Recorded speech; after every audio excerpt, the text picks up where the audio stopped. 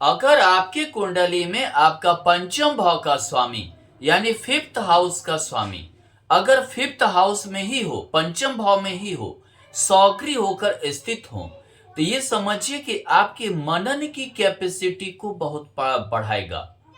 आपको पुरानी बातें भी बहुत ज्यादा याद रहेगी।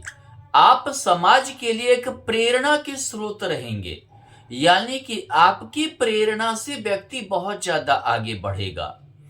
दूसरी बात क्या है कि आप बहुत अच्छे, आपकी शिक्षा बहुत अच्छी होगी। अगर यहाँ पाप ग्रह है तो आप टेक्निकल शिक्षा हासिल करेंगे। अगर यहाँ पुण्य ग्रह है तो समझिए आप आध्यात्मिक शिक्षा भी हासिल करेंगे। दूसरी बात, देवी देवता के प्रति या आध्यात्मिक आपकी प्रवृत्ति बहुत ही ज्यादा झुकाव भी रहेगा। ये संतान का भी भाव है, आपके अच्छे संतान के योग को ये बढ़ाएगा, यानी कि संतान होने की गारंटी और संतान अच्छा होने की गारंटी को ये बढ़ाएगा।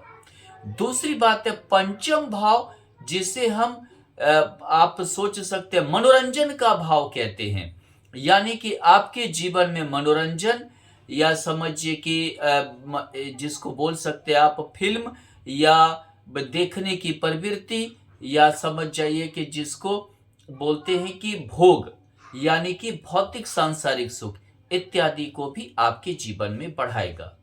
इसे हम प्रारब्ध भी कहते हैं। हमें प्रारब्ध में किए गए पुण्य या पाप का फल अगर पंचम भाव में है तो समझिए कि आपको अगले जन्म का भी जो आपने पुण्य किया है, या पिछले जन्म में जो भी आपने पुण्य किया है, या पिछले जन्म का जो भी आपका जो समझिए कि एक अच्छे कर्म को भी यह दर्शाता है।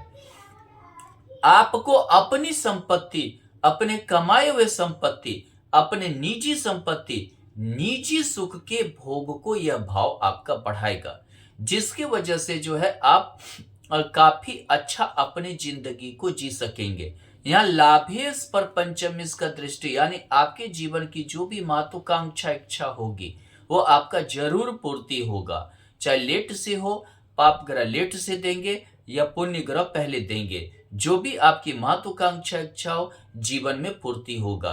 त्रिकोण में होना यानी कि बहुत शुभ माना जाता है। यह एक राजयोग की तरह है। लक्ष्मी, लॉटरी, जुआ, सट्टा, शेयर मार्केट इत्यादि में भी आपको लाभ के योग बनेंगे। अचानक धन का योग प्रबल होगा। धन्यवाद।